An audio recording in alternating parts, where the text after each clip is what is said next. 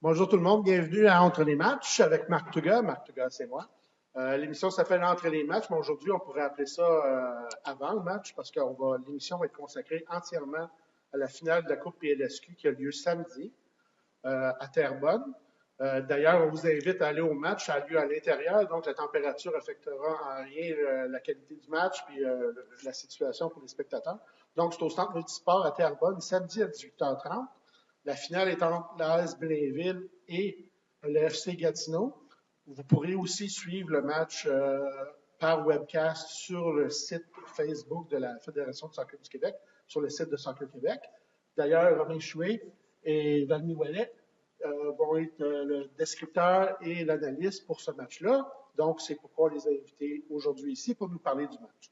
Donc, merci d'avoir accepté l'invitation. Merci Marc. Donc, avant de parler du match de samedi, si on peut parler peut-être, Valmy, tu as vu le match l'année passée, la finale de la Coupe PLSQ. Moi, je me rappelle, j'étais là aussi. C'était à ce moment-là la finale entre les deux meilleures équipes de la Ligue, Lakeshore et les Griffons de Montréal-Outremont. Absolument. Le rythme du match était endiablé. Je me disais, si tous les matchs dans la Ligue étaient comme ça serait. On pourrait vendre cette Ligue-là. On pourrait éviter, en tout cas, il y aurait plus de monde, puis ça serait très positif que ça soit comme ça. Mais qu'est-ce qu'il y a de spécial à une finale de coupe comme ça? Puis en plus, je trouve que l'idée de la Ligue de le faire à la fin de l'année, c'est non seulement comme une coupe à l'européenne, mais c'est aussi comme des séries, des éliminatoires, comme la Coupe Stanley, comme la Coupe Grey, comme le Super Bowl. Là, tout le monde, tous les joueurs ont tendance à vouloir tout donner, parce que c'est le dernier match, après ça, il n'y a plus rien. Ben, tu sais, c'est un tournoi, en fait. C'est un nouveau tournoi, c'est une nouvelle compétition, en fait, qui commence comme ça au milieu de saison. On a tendance peut-être à privilégier le championnat ou selon les matchs à venir. Ou...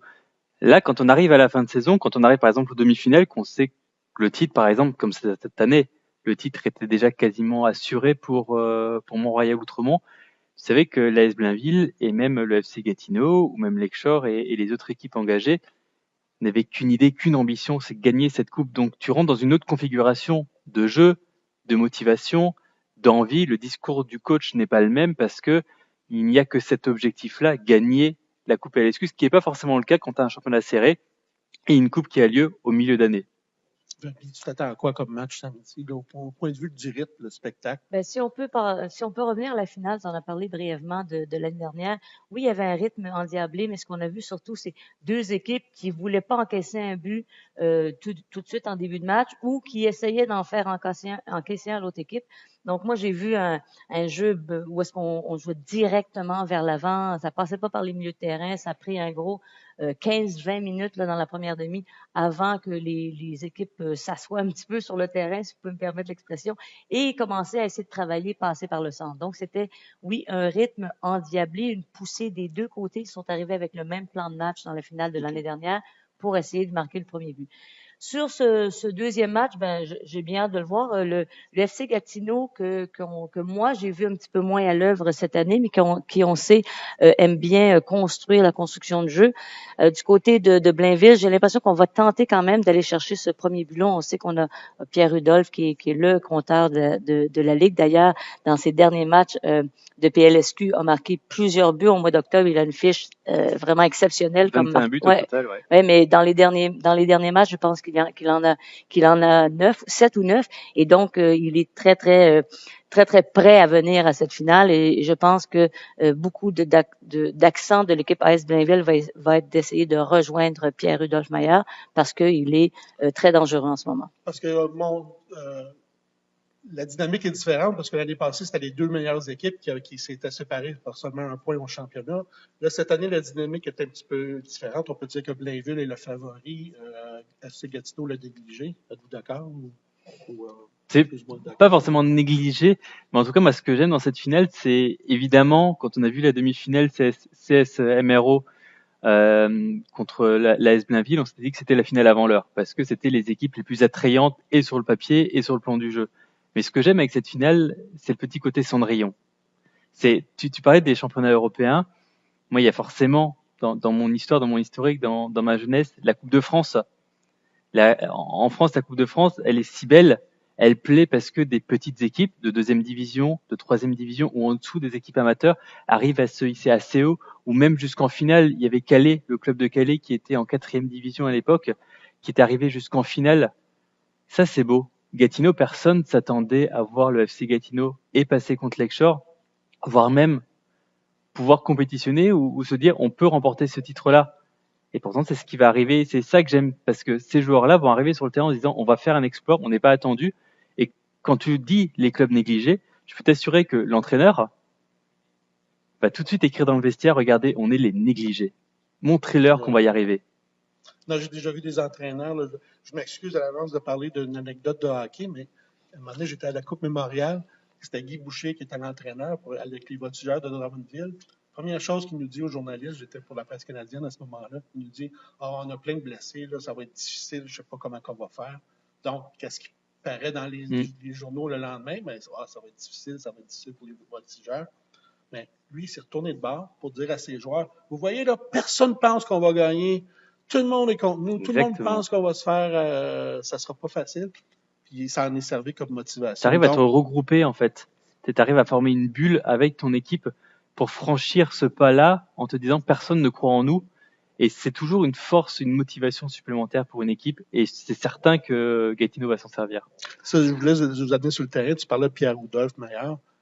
Si on enlevait ce joueur-là, si c'était l'AS Blainville de l'année passée contre le FC Gatineau de cette année, ça serait peut-être moi, je verrais le match d'une façon très différente. Mais Pierre-Rudolph, en quoi ça change la donne? C'est sûr que quand tu as le meilleur compteur de la Ligue, ça peut apporter une dimension différente.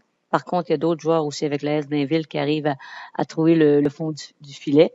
Mais je voudrais revenir un peu sur ce que Romain disait avec le FC Gatineau. Il faut pas seulement les regarder comme équipe négligée. C'est quand même l'équipe championne de 2014 lorsqu'on avait parti cette PLSQ. Donc, c'est une équipe qui nous a montré qu'elles savent gagner. Peut-être dans la route vers le championnat, elles ne se sont pas hissées. Cette équipe ne s'est pas hissée peut-être à la hauteur de leurs attentes.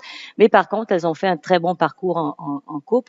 Donc, il faut pas la négliger. Oui, il y a peut-être. Beaucoup de blessés durant l'année aussi. Exactement. Oui, peut-être, équipe Cendrillon, on peut prendre ce thème-là. Mais moi, je pense qu'il faut faire attention. C'est quand même une équipe qui va être bien menée, qui a su éliminer Lakeshore là, pour se retrouver dans cette finale. Et ce que j'aimerais noter aussi, c'est la présence de l'AS Blainville, donc qui est une jeune équipe, une équipe vraiment de club ici du Québec qui a su miser sur les jeunes. Donc, quand on parle de ce club-là, j'aime bien faire penser aux gens que c'est une équipe qui n'a peut-être pas fait de flamèche ou à ses premières entrées en PLSQ, mais qui a graduellement monté, qui n'a pas eu peur de travailler à l'intérieur du club, avec des jeunes qui sont issus du club. Il y en a plusieurs d'ailleurs. Et il y a ce sentiment de fierté et d'appartenance qu'on peut retrouver chez les jeunes de l'AS Blainville. Il y a Nabil Aouadi, l'entraîneur du FC Gatineau, qui m'a rappelé cette semaine qu'il avait prédit en début d'année que pour lui, c'était l'AS Blainville qui était l'équipe à battre. Puis effectivement, c'est nonobstant le fait qu'ils ont terminé à 7 points de Mont-Royal-Outremont, c'est pas un reflet de la qualité de Blainville, c'est plus un reflet de la qualité des Griffons. Blainville, c'est quand même une équipe de premier plan. Mais comment vous pensez qu'ils vont gérer? Parce que, en parlant à Emmanuel Macagno cette semaine, lui, qu'est-ce qui le préoccupait un peu, c'est sont en train d'apprivoiser ce statut d'équipe de premier plan encore. C'est un premier grand rendez-vous pour eux, un premier match sans lendemain. C'est quoi les dangers, c'est quoi les écueils qu'il faut éviter du côté de C'est toujours difficile d'être considéré comme le favori, et l'AS Blainville l'a prouvé, mais dans le sens inverse. Regarde face à Mont-Royal-Outremont cette année. Donc Blainville est outsider. Du coup, à ce moment-là, Blainville a gagné 4 matchs, c'est ça, sur 5, en comptant les 2 victoires en demi-finale. Ça prouve à quel point Blainville a le talent pour battre les meilleurs. Maintenant, ça reste une interrogation, parce que si Blainville avait joué à ce niveau-là toute l'année, Blainville serait champion de PLSQ.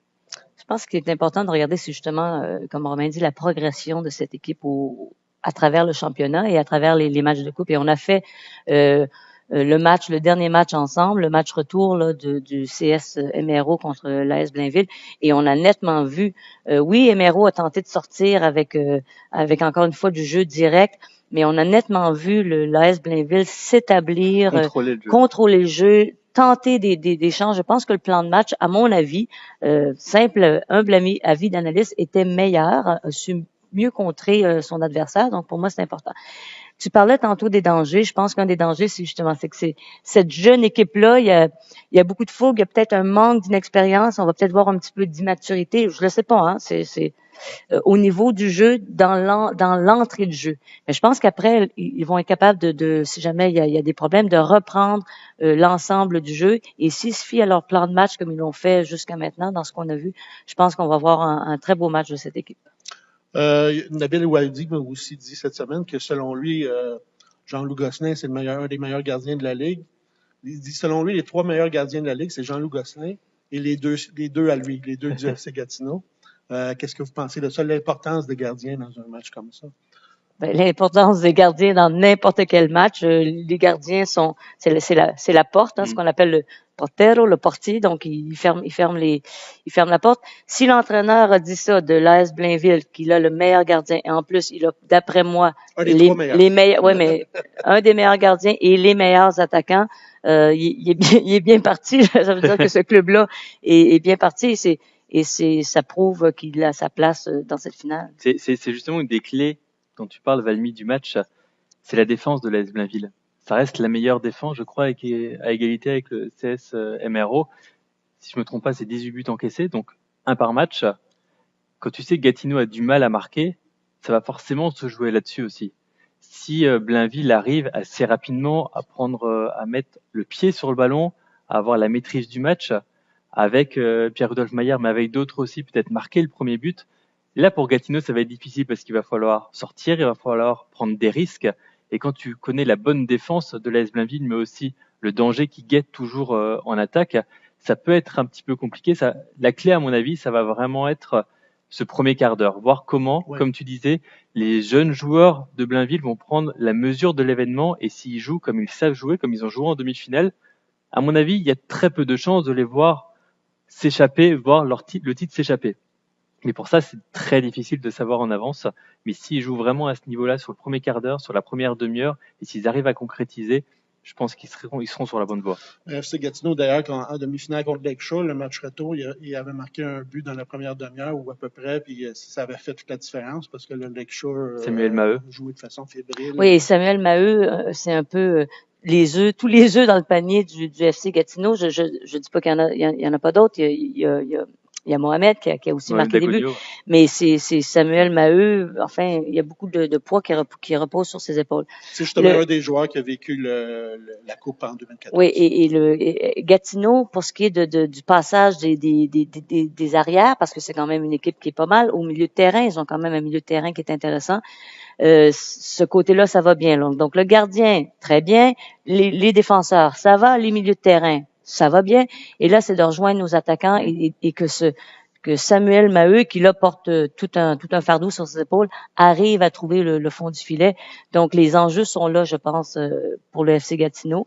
Et les enjeux, on l'a dit, hein, un bon gardien du côté de Blainville et puis des bons attaquants, c'est là que ça va jouer. C'est qui va gagner, qui va remporter le milieu de terrain aura probablement le plus d'opportunités de se créer des chances de marquer dans ce match. Puis pour terminer, peut-être on peut parler de l'aspect fierté historique, justement. Pour Blainville, ce serait un premier trophée. C'est un des clubs fondateurs dans la Ligue. Peut-être un premier trophée à aller chercher. Pour FC Gatineau, moi, ce serait un deuxième, après avoir remporté la Coupe en 2014. Est-ce que les entraîneurs encore aujourd'hui, d'après vous, ça se sert de ça comme outil de motivation? Oui, certainement. Mieux placé, Vanny, pour... Ah oui, certainement, parce que surtout ces jeunes-là, on l'a dit, il y en a beaucoup qui sont issus du club. Ils ont un peu la communauté du soccer de la ville de Blainville derrière eux. Ils ont la ville aussi qui les aide énormément. Et c'est sûr que ça va jouer dans la discussion qui va se faire. Il faudrait regarder aussi donc Blainville, on l'a dit, Pierre-Rudolph Maillard, excusez-moi l'expression, mais il est hot en ce moment pour ce qui est de marquer des buts. Et l'équipe elle-même, à ses 5 derniers matchs, je pense que c'est une nulle et 4 victoires. 5 victoires sur les 6 derniers matchs, si tu comptes la Coupe, je crois. Voilà, donc c'est l'équipe, alors que du côté de Gatineau, c'est un petit peu plus inégal, mais je suis certaine qu'ils vont trouver les forces nécessaires et l'alignement clé pour partir un bon match de finale. Mais en ce moment, comme tu l'as dit, Romain, l'équipe favorite, si on regarde les statistiques, si on regarde ce qui s'est passé dans la Ligue et dans la Coupe, ça serait l'AS Blainville en ce moment. Surtout l'AS Blainville, si tu permets de rajouter, c'est exactement ce que tu disais, progresse année après année. A fait venir maintenant Pierre-Rudolph Maillard. à continuer d'avoir des ambitions, mais c'est petit à petit. C'est pas on met tous les œufs d'un coup sur une saison, on mise tout pour avoir le titre en PLSQ, le titre en coupe, d'aller jouer contre l'Ontario plus tard. Non, c'est on y va étape par étape et petit à petit on voit que le travail paye. Effectivement, si on prend en compte cette arrivée en 2012, le titre en 2016 serait mérité, clairement. Les Griffons sera peut-être en désaccord avec ça, mais on verra l'année prochaine. Est-ce qu'on s'aventure sur le terrain d'une prédiction ou vous préférez? Je te laisse aller, Romain. Non. Moi, je vais prédire une victoire de l'AS Blainville. Voilà, je me suis lassé. En prolongation, temps réglementaire? On s'attend à un match serré. Non, pour être honnête, je ne serais pas étonné de voir Gatineau gagner. Je me souviens de Nabil Awadi qui m'avait dit avant la demi-finale retour à Lakeshore. Souviens-toi, c'était déjà une surprise d'avoir vu Gatineau gagner 2-1 le match aller. Au match retour, Nabil m'avait dit quelques minutes avant le match, franchement, mon équipe est incapable de défendre le résultat. Donc on va jouer. De toute façon, on n'a pas le choix. Qu'est-ce qu'on a à perdre? Absolument. Il m'a regardé, il fait qu'est-ce qu'on a à perdre? Et je pense que ça va être exactement pareil. D'un côté, tu as Blainville qui est favori, on va pas se le cacher, mais Gatineau a tout à gagner sur ce match-là. Donc je serais vraiment pas surpris de voir Gatineau marquer, de voir Gatineau même s'imposer, même si évidemment on a parlé des circonstances, de la dynamique, mais même encore, si on reprend la dynamique de Gatineau, elle est assez négative sur ces derniers matchs, mais là encore, qu'avait à gagner Gatineau avant cette finale? Pas grand-chose. On récupère quelques blessés, on essaye de reformer une nouvelle équipe, on se base sur ce match-là. Il n'y a aucun joueur ces 2 dernières semaines qui avait envie de se blesser ou de prendre un carton. On veut jouer cette finale. Donc forcément, c'est logique aussi que la dynamique n'est pas aussi positive, alors que du côté de Blainville, on voulait conserver cette 2e place, on voulait aller de l'avant et miser sur notre jeu. Il y avait Pierre-Rudolph Maillard qui voulait se battre pour le soulier d'or, donc il fallait continuer de jouer, d'appuyer là-dessus. Gatineau n'avait pas la même ambition, n'avait pas le même objectif, n'était pas obligé de mettre tous ces œufs-là pour aller jusqu'à la fin de saison de cette manière-là. Donc, faut se méfier justement de Gatineau. D'ailleurs, quand on parle de négliger le favori, ça ne veut pas dire que ça va pas être un bon match. Au contraire, quand on pense à des classiques, les classicos, bon, c'est les meilleurs Real contre Barcelone, mais c'est aussi le petit pousset contre David contre Goliath. C'est des matchs qu'on se souvient longtemps. Donc, on peut s'attendre à ça encore une fois. Merci d'avoir été là. On vous écoute, à moins d'être là en personne au Centre sportif Multisport à Terrebonne.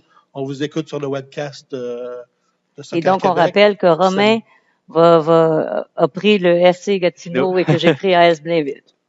Juste pour la forme. Voilà. Quelqu'un va pouvoir se vanter à partir de dimanche. Merci d'avoir été là. On espère vous retrouver pour le match samedi.